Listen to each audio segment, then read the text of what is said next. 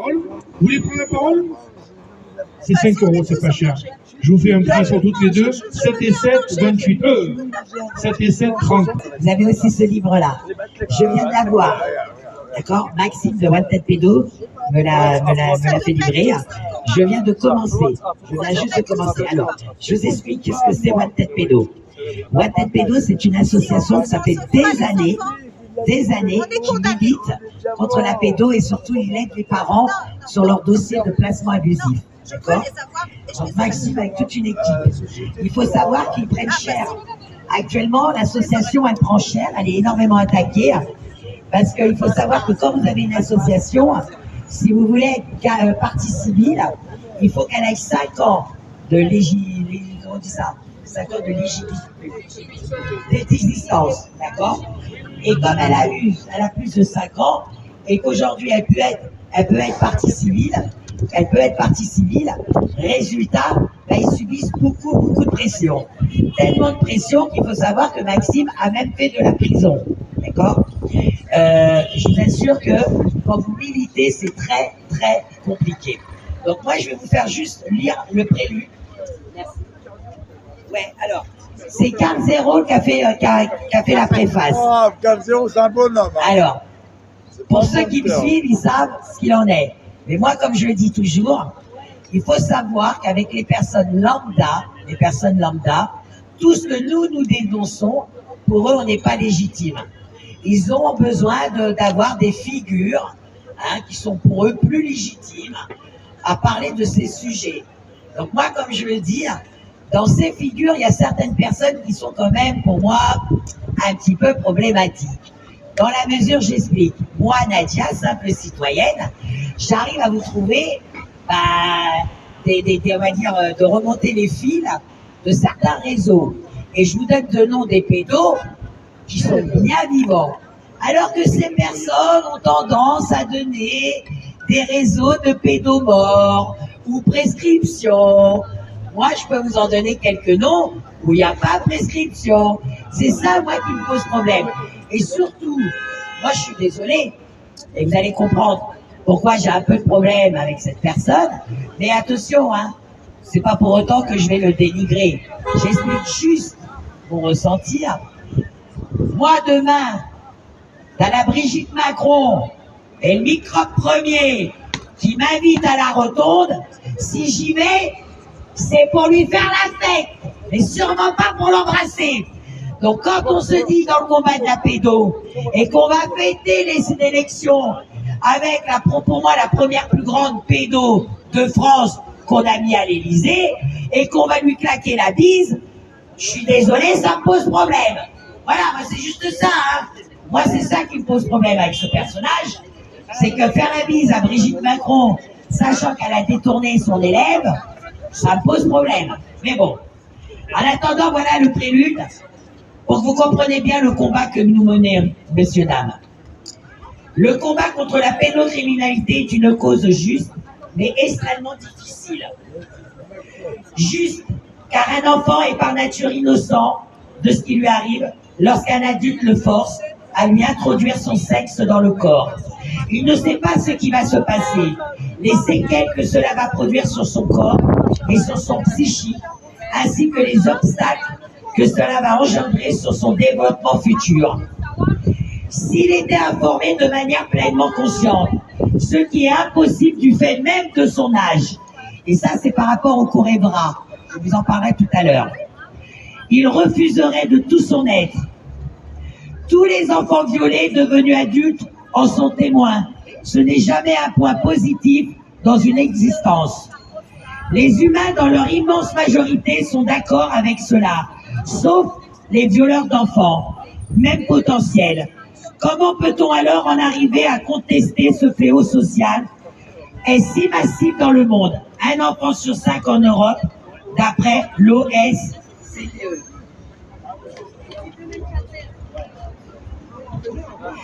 Difficile principalement à cause des deux facteurs, la lâcheté des humains et la forme de pouvoir en place. La lâcheté face à l'horreur de l'acte, face à ceux à ce qui existe de manière massive. Ainsi, si on accepte de reconnaître cet état de fait, il faudrait logiquement que chacun d'entre nous rentre en résistance. Voilà, et alors je vous dis juste ça parce que c'est souvent ce que j'explique. Pourquoi Merci. Pourquoi les gens ne veulent pas reconnaître ce qui se passe? Souvent on me dit ouais, ils sont dans le déni. Ce n'est pas qu'ils sont dans le déni. Là, il l'explique bien. Les gens qui ne veulent pas le reconnaître, c'est parce qu'en réalité, il y a que deux. Moi pour l'avoir vécu là, soit, bah oui, effectivement, vous reconnaissez les faits et donc vous n'avez que deux choix qui s'offrent à vous. Soit, effectivement, vous rentrez dans la résistance et donc dans le militantisme et vous le dénoncez, donc ça peut vous coûter cher. Soit vous fermez votre cœur par l'acheter. Et malheureusement, l'être humain, surtout adulte, n'a pas envie de se dire qu'il est lâche. Il n'a pas envie de se regarder dans la glace et de se dire « Ah, je suis une grosse merde de lâche. Je sais ce qui se passe, mais je bouge pas mon cul. » Donc, on préfère nier la réalité parce que comme ça, notre conscience, elle est tranquille. Elle est peinard, elle est pépère. Voilà. Notre conscience, voilà. Elle nous laisse tranquille. Voilà. Non, c'est même pas ça. C'est moi, je te dis. C'est que on ne veut pas. Non, c'est même pas une question de leur enfant. Je t'explique encore. Merci, c'est de l'ingénierie sociale. C'est que l'être humain ne veut pas se dire que c'est une grosse merde. Et il y en a beaucoup. Alors qu'il y a une majorité de grosses merdes. Non, mais... Ah, je suis désolé. C'est la réalité. 90%. Excusez-moi, s'il vous plaît. Attendez, regardez, tout est filmé. Monsieur, on est en live, tout est filmé. Merci. Donc, quand je vous dis c'est la réalité, Bayrou, je vous le redis encore, hein, Bayrou, Premier ministre, l'affaire Bétara m'éclate. Est-ce que j'ai vu les Français devant l'Assemblée nationale pour demander sa démission? Je n'ai pas vu. D'accord? Donc, quand je vous dis que 80%, ça doit être dans l'ADN, c'est qu'il me le prouve chaque jour. D'accord? Chaque jour, les affaires sortent. Chaque jour, je ne les vois pas se mobiliser. Je vois que nous, c'est toujours les mêmes qui se mobilisent. Depuis 2019, c'est toujours les mêmes. D'accord? Donc, on ne me dit pas que non, les Français ne sont pas d'accord avec ça. Ben, moi, ils me prouvent le contraire. Je vous le redis encore, hein, les paroles, c'est un fait. Moi, je ne juge que les actes. D'accord? Quand on nomme ministre de la Justice, Dupond-Moretti, qui était sur une affaire d'inceste, dont la fille, c'est ce que j'allais dire, dont la fille a été violée par son père, l'a fait mettre enceinte, et lors du procès, Dupond-Moretti, à la barre, il a dit c'est de l'inceste heureux. Donc quand tu as un ministre de la Justice qui te sort de l'inceste heureux, ben, ça veut tout dire. La banderole s'est enlevée. D'accord? Et effectivement, il avait fait l'affaire Outreau avant. Il y a beaucoup de pédophiles en France. Ce n'est pas pour rien qu'on l'avait nommé ministre de la Justice. On savait que l'affaire Epstein allait sortir. On savait que les dossiers allaient tomber. Et donc, on l'a mis à la tête pour neutraliser l'information. Si les gens ne le comprennent pas, c'est leur problème. Moi, je suis pas là avec pour 2 balles de neurones. D'accord? Il y en a marre qu'on a... Moi, je vous le dis, hein, j'en ai ras-le-bol d'entendre que les Français sont des assistés. Hein, on parle de l'APL et tout ça, c'est pas vrai. Ils ne récupèrent que leur dû, d'accord? Parce que les 3 quarts, ben, ils travaillent, ils sont prélevés. La réalité, c'est que la France, c'est des assistés intellectuels. Là, ouais, on est des assistés intellectuels, ok? On allume les merdias, d'accord? Moi, quand je parle d'un sujet, on me demande ma source.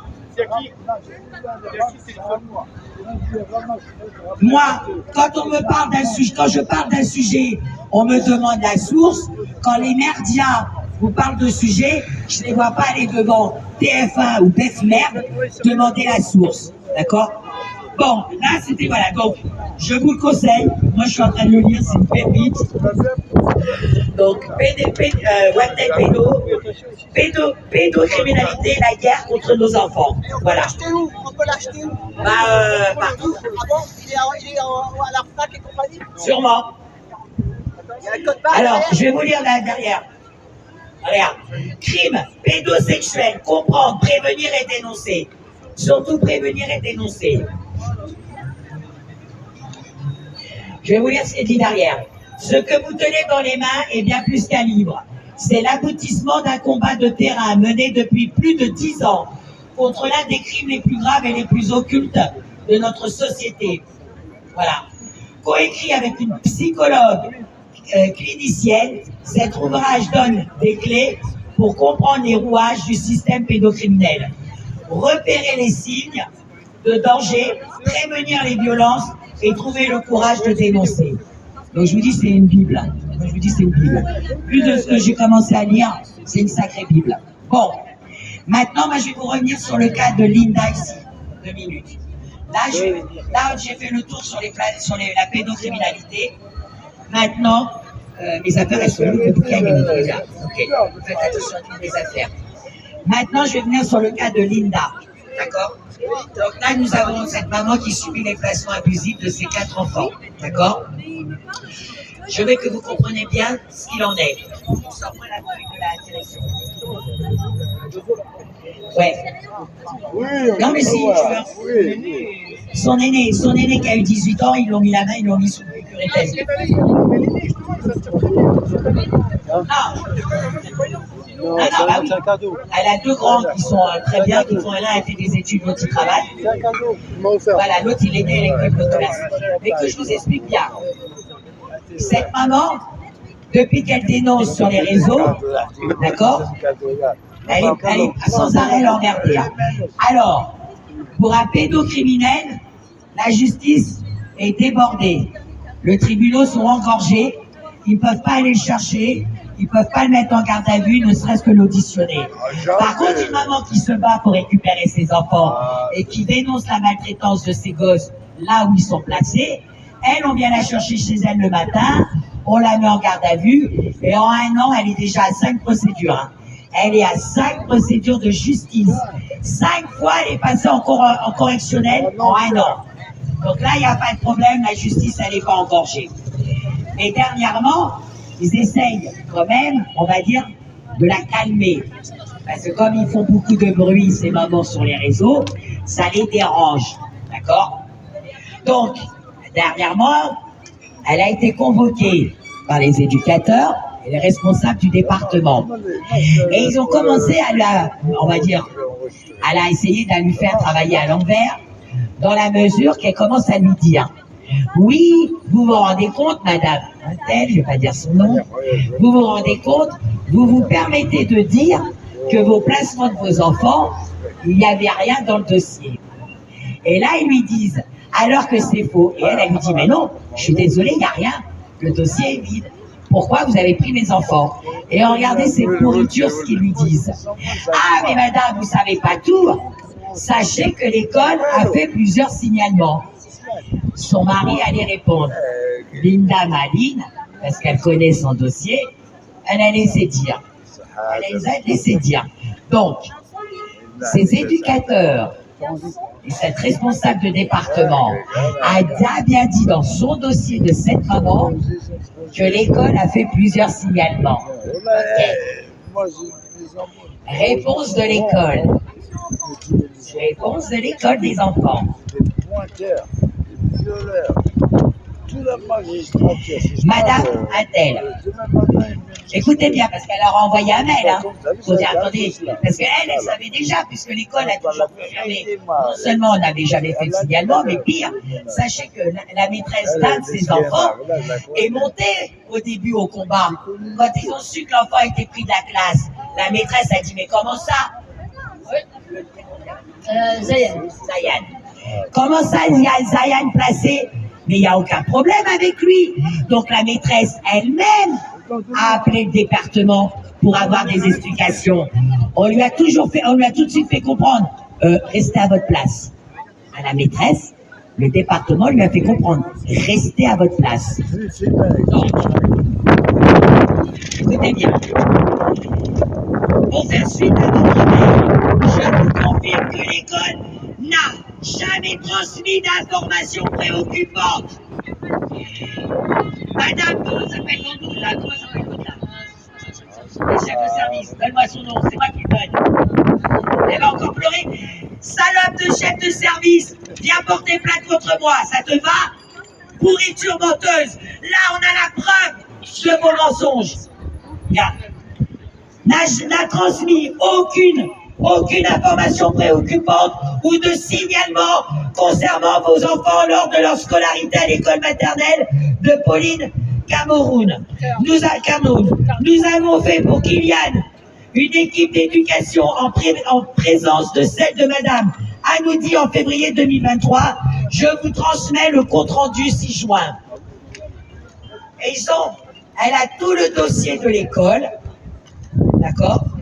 L'école confirme qu'ils n'ont jamais fait de signalement préoccupant, et eux, c'est pourriture. Dans leur dossier pour placer les petits, ils ont dit que l'école a fait un signalement préoccupant. Est-ce que vous comprenez pourquoi on a vraiment... Je veux dire, souvent on me dit, Nadia, tu mets tout le monde dans le même panier. Mais merde! Il y a les pourritures et il y a ceux qui les couvrent. Quand est-ce que vous allez comprendre ça? Les gens qui travaillent là-bas dans ces services, ils le voient bien, les écritures en fou, en faux. En 2019, malheureusement, elle m'avait fait le témoignage que par écrit.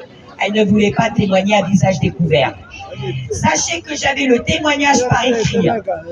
Je le retrouve.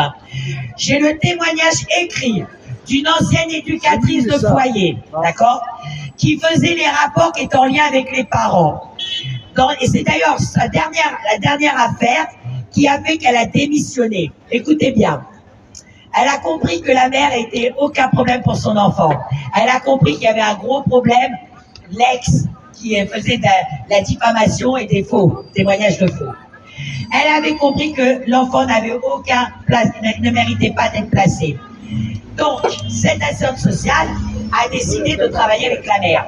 Et elle lui a fait un rapport en béton armé, puisqu'elle lui a même fait lire à la mère le rapport béton armé. Arrivé au tribunal, vous ne devinerez jamais, le rapport est lu, ça n'a rien à voir avec ce qu'elle avait dit à la mère. Donc la mère, sidérée, elle ne s'attendait pas à ça. Vous pensez bien qu'elle sort dehors, qu'est-ce qu'elle fait? Elle va choper sa référente, espèce de solo, elle a failli lui sauter à la gorge, et c'est la référente en larmes, la référente en larmes, qui jure sur les grands dieux qu'elle n'a jamais fait ce rapport, que son rapport qu'elle avait fait en faveur de la mère, eh ben, elle l'a transmis à sa direction, et c'est sa pute de direction qui a changé le rapport. Les propos du rapport, il l'a changé et il lui a laissé sa signature. Donc c'est ça aussi la réalité. Et c'est pour ça que j'en veux à ces référentes. Parce que ces référentes, elles le savent, que même quand elle est pour la mère, leur direction au-dessus leur dit non, vous me changez ce mot-là. Non, vous me changez cette phrase. Et un mot de changer dans une phrase, ça a toute son importance. Ça change totalement la phrase. Et c'est ça la réalité. Et c'est pour ça que j'en veux à tous ces gens qui travaillent là-dedans. Je le redis encore. À Châteauroux, d'accord, le procès de Châteauroux, qu'on m'explique comment, parce que les gens, comme les gens ne connaissent pas le fonctionnement de la ZE, ils peuvent se faire manipuler par leur propagande. Le procès de Châteauroux, donc, c'est des enfants qui ont été placés, d'accord, dans une association. Tiens, prends-moi cette feuille-là, s'il te plaît. Regarde-moi, c'est la question. Donc, je reprends mon petit carnet.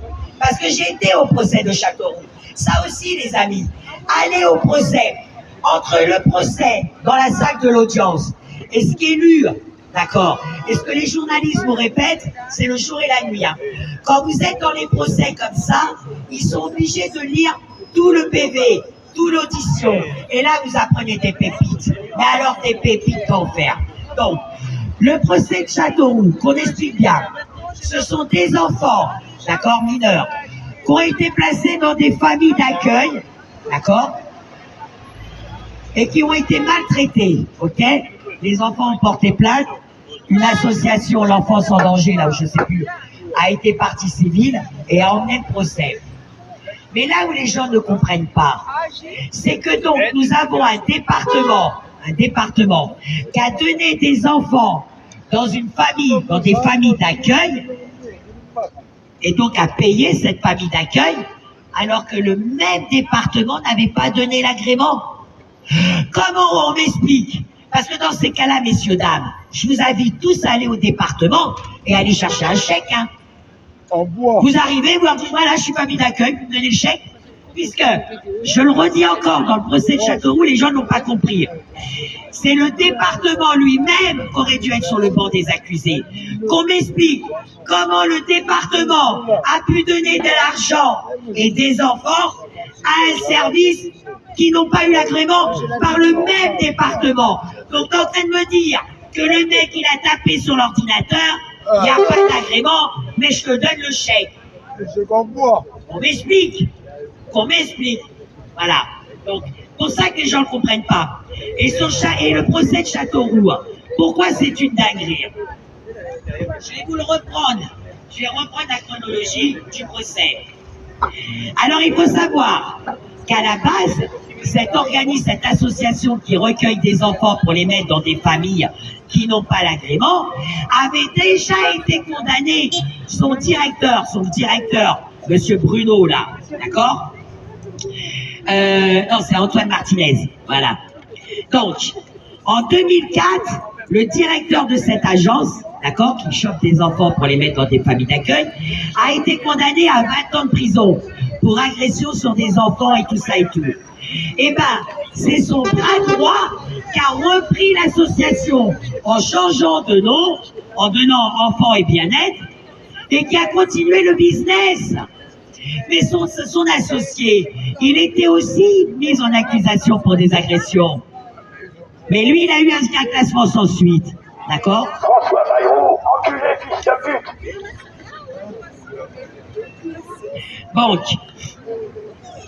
Donc, c'est ça que les gens, ils n'ont pas compris. Et dans le procès, je vous signale quand même, et ça m'avait sidéré. Je suis resté, mais sur le cul, et je crois que même si demain je viens Alzheimer, je l'oublierai jamais. Vous avez l'avocat. Ah, il fait chier. C'est fou. Vous avez l'avocat d'une des familles mises en accusation, d'accord? L'avocat d'une des familles, vous savez ce qu'elle a dit pour défendre son client? Je vous signale que dans la mise en accusation de la famille, il y a maltraitance, travail forcé, surdosage médicamenteux et agression sexuelle, d'accord? Écoutez ce qu'a dit l'avocat pour défendre son client, hein, ce criminel qui devrait prendre des années de prison. De toute façon, ce sont des enfants que personne ne voulait, c'est déjà bien qu'ils ont eu des accueillants. Voilà. Voilà ce qu'a dit l'avocat au procès. Linda, t'étais là. C'est ce que je dénonce. Souvent, on nous accuse, on nous attaque en disant hey, ça va, qu'est-ce qu'on fait des enfants qui sont maltraités? Parce qu'à vous entendre, aucun enfant n'est maltraité. Je n'ai jamais dit ça. Énormément des enfants subissent de la maltraitance. Sinon, ils ne feraient pas la une des journaux. Moi, ce que je dénonce, et ce qu'on essaye de faire comprendre, justement, parce que ce sont des enfants qui sont maltraités et on doit les retrouver dans les foyers où ils sont déscolarisés, affamés, violés, maltraités, voire dans la prostitution. C'est ça que nous dénonçons. Nous dénonçons les conditions et les gens qui travaillent là-dedans. Ils le voient bien, les conditions d'acceptation de ces enfants. Et eux, ça les dérange pas. Ça les dérange pas de mettre des tout petits de 7-8 ans, d'accord, avec des grands de 15 ans qui vont les violer. Parce que on parle souvent des viols des éducateurs, mais on parle pas des viols des gamins qui eux-mêmes, à 8-9 ans, ils étaient fait violer. Un gamin à 8-9 ans se fait violer et il est dans le foyer. À 15 ans, il reproduit la même chose. C'est lui qui vient violer le petit camarade de 8 ans. Moi, qu'on m'explique. Quand nos gamins, on les envoie à l'école, on les met par tranche d'âge. D'accord?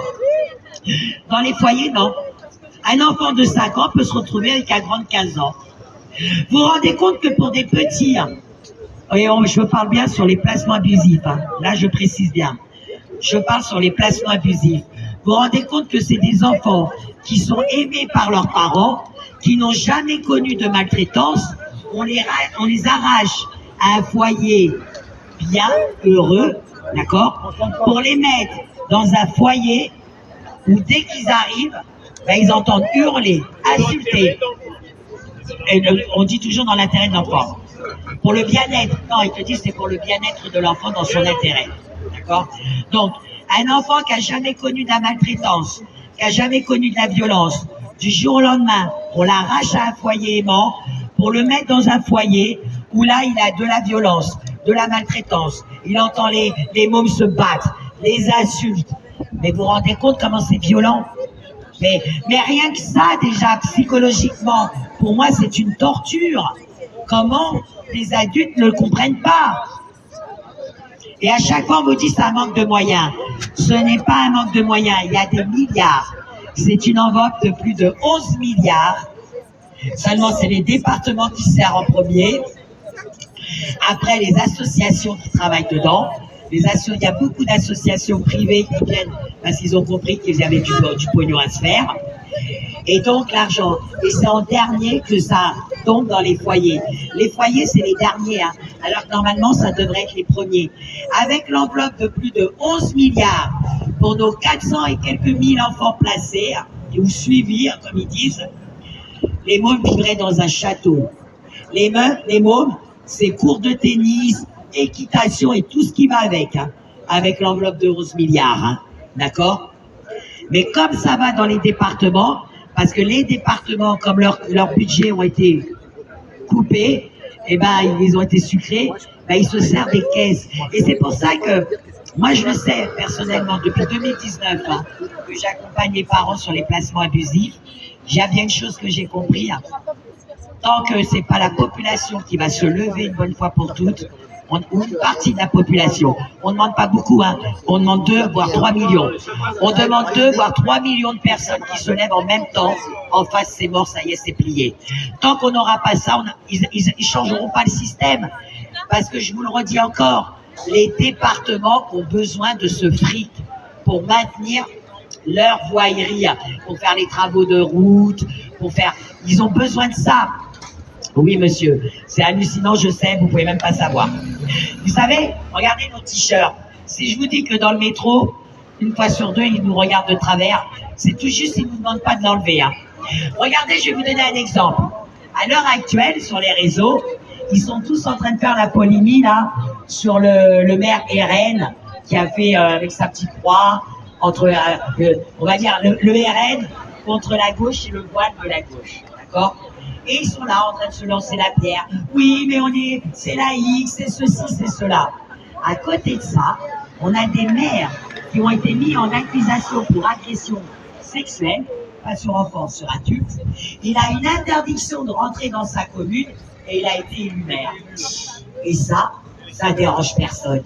Sur les réseaux, les mange-merdes, moi je les appelle les mange-merdes, je suis désolée, hein, mais les mange-merdes de réseau préfèrent faire des lives toute la journée sur le maire RN qui t'a cité la Bible dans la mairie.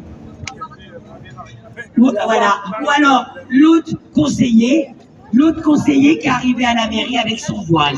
Ils passent leur temps sur ça, sur les réseaux. On a des putains de maires mises en accusation pour agression sexuelle, ça les dérange pas. Mais que le maire accepte que sa conseillère a un voile sur la tête, mon Dieu. Pareil, Attal, hein, quand il a été ministre de l'Éducation, pas longtemps, hein. Qu'est-ce qui nous a conduit? La loi contre la baya. Eh ben moi je l'ai compris, messieurs, dames. Pourquoi ils ne voulaient pas la robe longue aux filles?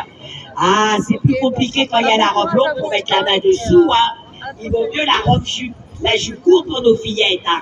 Hein, Gabriel Attal? Il vaut mieux la jupe courte, c'est plus facile pour mettre la main. Parce que la robe longue, ça doit empêcher le pédocriminel dans nos écoles. Puisqu'ils ont fait tout un bordel, jusqu'à mettre des flics à la sortie d'école pour contrôler la longueur des robes de nos filles. Par contre, que nos filles se fassent sodomiser, c'est pas grave. Non, c'est pas grave. Ça c'est une façon comme une autre d'apprendre la sexualité. Vous voyez comment on a basculé quand même. Moi, je voudrais que les gens le comprennent quand même. Comment on a pu nous faire chier sur la longueur de la robe de nos gamines à l'école, quand on sait aujourd'hui le nombre de pédocriminels dans l'institution, dans l'éducation nationale. Alors non, je rectifie, dans le périscolaire.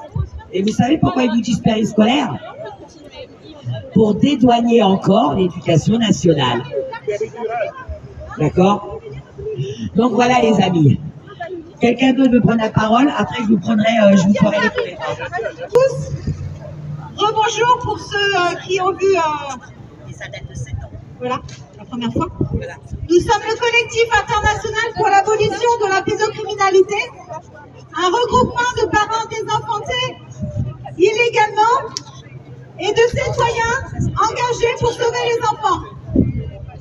Ce collectif a été créé à l'initiative personnelle de Inza Sebaï.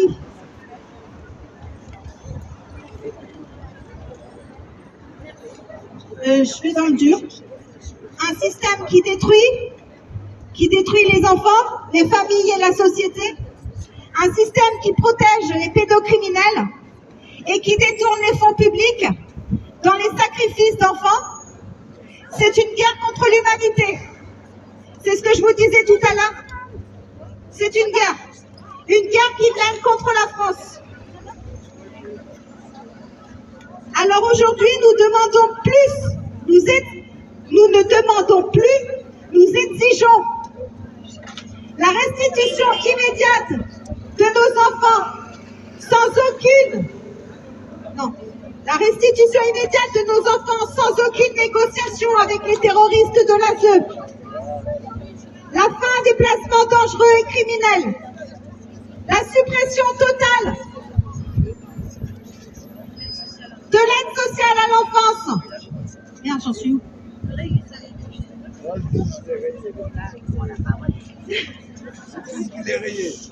De réexaminer tous les placements d'enfants et rendre les enfants à leurs parents bienveillants ou à un membre de leur famille élargie.